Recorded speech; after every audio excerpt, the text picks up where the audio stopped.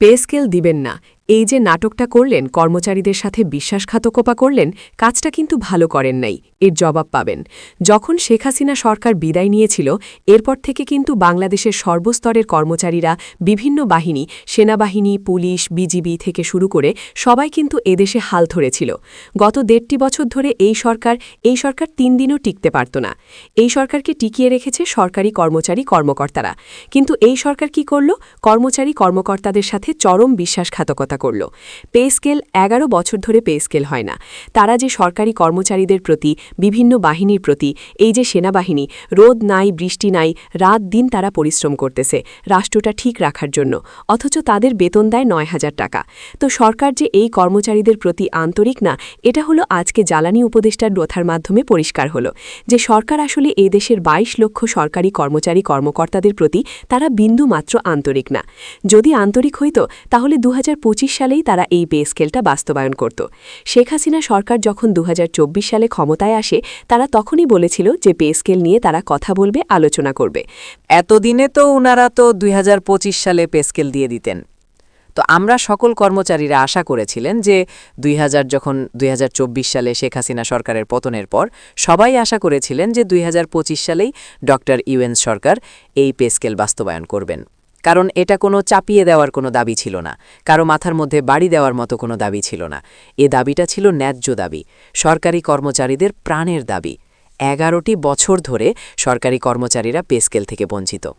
একটা সরকারি কর্মচারী ৮,০৫০ টাকা দিয়ে কিভাবে চলে? যারা অটো চালায় তারা প্রতিদিন ১ থেকে ২,০০০ টাকা ইনকাম করে। আমরা দেখি আমার নিজ শহরে যারা অটো চালায় তারা মিনিমাম সর্বনিম্ন ১ থেকে ২,০০০ টাকা প্রতিদিন ইনকাম করে। তার যদি গড়ে ১,০০০ টাকা ইনকাম হয়, প্রতি মাসে ৪৫,০০০ টাকা। যদি ১,০০০ করে ইনকাম হয়, তাও ৩০০ টাকার উপরে তাদের ইনকাম আছে। একটা অটো রিকশা যারা চালায় তাদের ইনকামও ৩০০র উপরে আছে। অথচ এই সরকার কি গেমটা খেলল? পে স্কেলের একটা নাটক সাজাইল, পরিকল্পনা মাফিক। মানে আগে আগে নাটক তারা কিভাবে পরিচালনা করবেন, এই নাটক কিন্তু আগে থেকে তারা এই পরিকল্পনা করে রাখছে। একটা ৬ মাস আপনি একটা প্রতিবেদন, একটা কাঠামো তৈরি করবেন, ৬ মাস সময় নষ্ট করছেন। এই মিয়া, সময়ের কি দাম নাই? মানুষ বাঁচে কয় বছর? সরকারকে জিজ্ঞেস করতে চাই, সময়ের কি দাম নাই? মানুষের সময়ের কি দাম নাই? মানুষ বাঁচে কয়দিন? লাগায়া কমিটি গঠন কইরা সে এখন নাটক করতেছে সে পে স্কেল দিব না।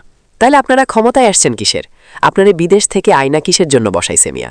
এদেশে যদি আপনারা বৈষম্য দূর করতে না পারেন, তাহলে ১.৫ বছর ক্ষমতা কিসের জন্য ছিলেন? আপনারা ক্ষমতায় বিদেশ থেকে আয়না ক্ষমতা কিসের জন্য দিছে? উপদেষ্টা হইছেন, এখন ফাঁকনা ফাঁকনা কথা বলেন।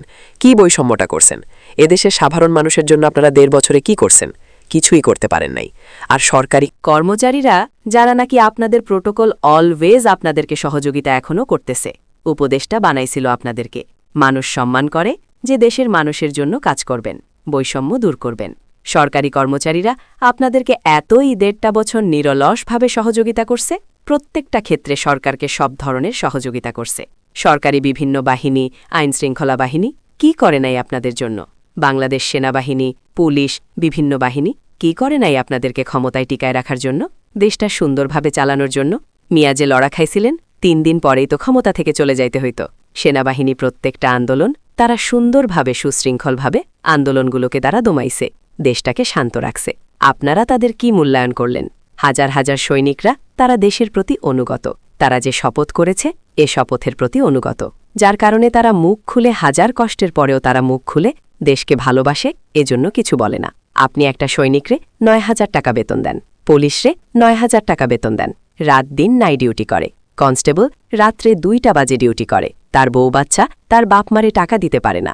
মিয়া, অনেকে পুলিশের চাকরি করে, অনেকে আর্মি সৈনিক, সাধারণ ২০তম গ্রেডে যারা চাকরি করে তারা তাদের বাবা মাকে ৫,০০০ টাকা বেতন পায়া দিতে পারে না। তাহলে আপনি কি বেতন দেন আপনার কর্মচারীদেরকে? মিয়া, এতদিন হইছে সোজা আঙ্গুলে এদেশে ঘি উঠে। মিয়া, সোজা আঙ্গুলে কি ঘি উঠে? আঙ্গুল বাঁকা করতে হবে।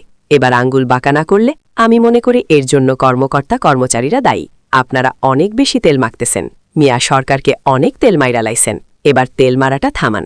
সোজা আঙ্গুলে দেশে কোনো ঘি উঠে না, আঙ্গুল বাঁকা করতে হইব। এবার ৩ দিন কর্মবিরতি দেন, সকল কর্মচারী কর্মকর্তারা ৩ দিন কর্মবিরতি দেন। সরকার পে স্কেল দিবে, সরকার যদি আসে, তাইলে এরপর বললেন ৩ দিন খালি কর্মবিরতি দেন, সবাই এক থাকুন। পুলিশ, সেনাবাহিনী থেকে শুরু করে সর্বস্তরের কর্মকর্তা কর্মচারী সবাই এক থাকুন, পে স্কেল দিব।